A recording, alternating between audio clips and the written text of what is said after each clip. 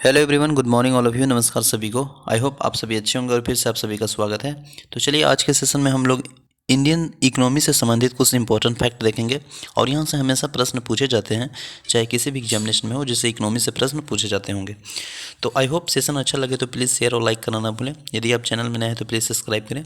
तो देखिए, हम लोग इकोनॉमिक्स में बेसिक में अभी देखेंगे इकोनॉमिक्स का बेसिक कॉन्सेप्ट, साथ ही साथ अर्थव्यवस्था के क्षेत्र के बारे में डिस्कशन करेंगे, जो कि प्राइमरी सेक्टर है, सेकेंडरी है और टर्टरी सेक्टर है। ठीक है ना। इसके बाद कुछ इंपॉर्टेंट फैक्ट देखेंगे और हम लोग देखेंगे कि द फादर ऑफ इकोनॉमिक्स कौन है। ठीक है। तो अगर हम बात करेंगे द फादर ऑफ इकोनॉमिक्स, तो आप सभी जानते हैं एडम स्मिथ है। ठीक है ना। और काफ़ी इंपॉर्टेंट है, ये प्रश्न पूछा भी गया है। द फादर ऑफ इकोनॉमिक्स वह है एडम स्मिथ। ठीक है ना। अगर हम बात करेंगे इकोनॉमिक्स से, तो देखिए, जब हम किसी देश के उसकी समस्त आर्थिक क्रियाएं के संदर्भ में परिभाषित करते हैं तो उस देश को अर्थव्यवस्था यानी इकोनॉमिक्स कहते हैं। जैसे हम लोग पढ़ते हैं इंडियन पॉलिटी, है ना, इंडियन पॉलिटी पढ़ते हैं, इंडियन इकोनॉमिक्स पढ़ते हैं। ठीक है। तो किसी भी देश के उसकी समस्त आर्थिक क्रिया मतलब इकोनॉमिकल एक्टिविटी के संदर्भ में परिभाषित करते हैं तो उस देश को इकोनॉमिक्स यानी अर्थव्यवस्था कहते हैं। ठीक है ना। याद रखेंगे। द फादर ऑफ इकोनॉमिक्स हम लोग देख लिए एडम स्मिथ है ना। चलिए, इसके बाद अगर हम बात करेंगे अर्थव्यवस्था की छोटी आर्थिक इकाई, जो कि छोटी यानी मैक्रो की बात की जाती है, छोटी आर्थिक यानी इकोनॉमिकल इकाई यानी यूनिट के अध्ययन यानी स्टडी को, है ना, यानी ब्रांच के अंतर्गत की जाती है, तो वह है आपको माइक्रो टीचिंग। माइक्रो टीचिंग जैसे हम लोग माइक्रो टीचिंग करते हैं, उसी तरह माइक्रो इकोनॉमिक्स होता है, जिसमें छोटी आर्थिक इकाइयों के बारे में स्टडी किया जाता है और इसमें शाखा के अंतर्गत किया जाता है अर्थव्यवस्था को, जिसे बोलते हैं माइक्रो इकोनॉमिक्स। ठीक है ना, माइक्रो इकोनॉमिक्स। ठीक है। नेक्स्ट अगर हम बात करेंगे समष्टि अर्थव्यवस्था को अर्थशास्त्र की एक अलग शाखा के रूप में आरंभ करने का श्रेय किसे दिया जाता है। तो अगर हम बात करेंगे समष्टि अर्थशास्त्र, जो कि एक अर्थशास्त्री हुआ करते हैं, उसका जो श्रेय दिया जाता है इस ब्रांच का, वह है आपके जॉन मेनार्ड किन्स। ठीक है ना, जॉन मेनार्ड किन्स को दिया जाता है। नेक्स्ट अगर हम बात करेंगे भारतीय अर्थव्यवस्था किस प्रकार की अर्थव्यवस्था मानी जाती है, तो हम लोग सभी जानते हैं डेवलपिंग इकोनॉमी मानी जाती है, यानी विकासशील अर्थव्यवस्था। ठीक है ना, नॉट डेवलप्ड, है ना। तो ये विकासशील अभी है, यानी डेवलपिंग इकोनॉमी मानी जाती है भारतीय अर्थव्यवस्था की आर्थिक अर्थव्यवस्था। ठीक है ना। इसके बाद अगर हम बात करेंगे भारतीय अर्थव्यवस्था की जो प्रमुख विशेषता, प्रमुख जो फीचर है, वह कृषि की प्रधानता है। ठीक है। इसके बाद फिर प्रति व्यक्ति की न्यूनतम आय है और साथ ही साथ बढ़ती बेरोजगारी भी है। ठीक है ना। इसके बाद नेक्स्ट अगर हम बात करेंगे भारत की अर्थव्यवस्था की मिश्रित अर्थव्यवस्था यानी मिक्स इकोनॉमी, जिसमें सार्वजनिक हो गया, साथ ही साथ निजी हो गया यानी प्राइवेटाइजेशन, क्षेत्र में मिलजुल कर कार्य करते हैं।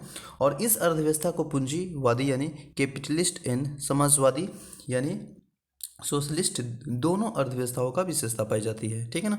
नेक्स्ट अगर हम बात करेंगे मिश्रित अर्थव्यवस्था की जो संकल्पना किस अर्थशास्त्री को जाता है, तो याद रखेंगे जॉन मेनार्ड किन्स को। ठीक है ना। जॉन मेनार्ड किन्स को हम लोग देखे थे समष्टि अर्थशास्त्री के जो अर्थशास्त्री की एक अलग शाखा के रूप में आरंभ किया का श्रेय इन्हीं को जाता है।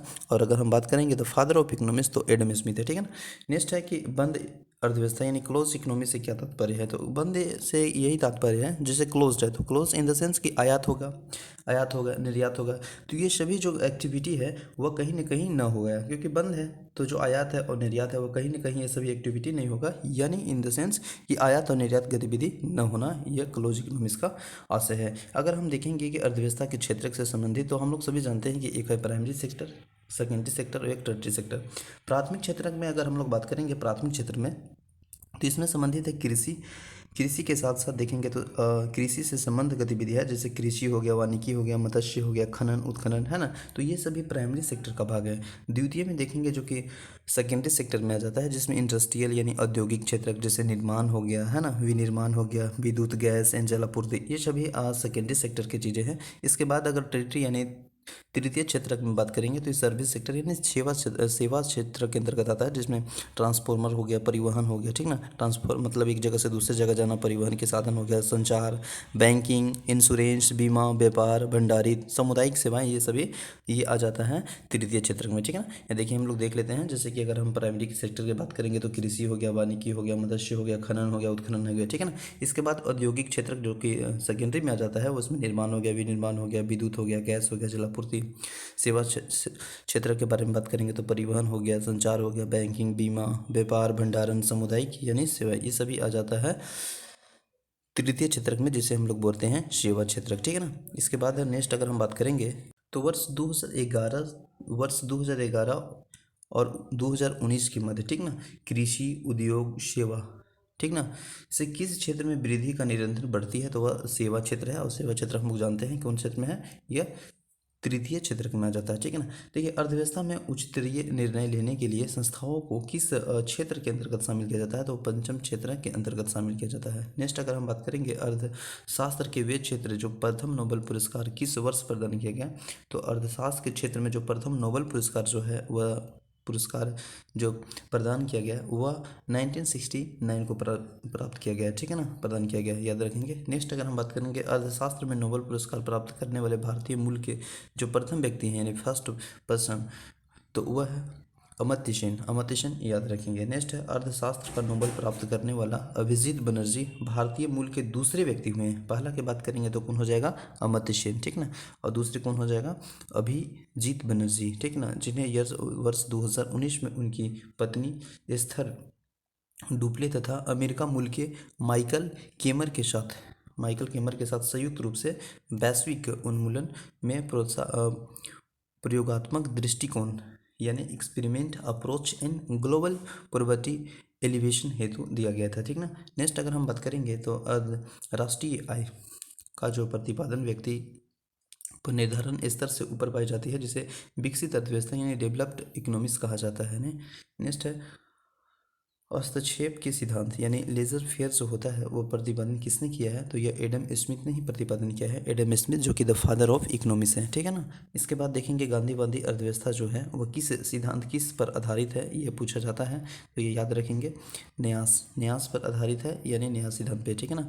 नेक्स्ट है समाजवादी अर्थव्यवस्था यानी सोशलिस्ट इकोनॉमिक्स का जनक किसे कहा जाता है, तो यह कार्ल मार्क्स को कहा जाता है, ठीक है ना। नेक्स्ट है कि भारतीय अर्थव्यवस्था के उदारीकरण का अग्रदूत कहा जाता है डॉक्टर मनमोहन सिंह को। डॉक्टर मनमोहन सिंह को क्या कहा जाता है, भारतीय अर्थव्यवस्था का उदारीकरण का अग्रदूत, है ना। नेक्स्ट है विश्व के 10 शीर्ष अर्थव्यवस्था 2011 के अनुसार अगर हम बात करेंगे तो नॉमिनल जीडीपी पर आधारित यूएसए ट्रिलियन डॉलर में है।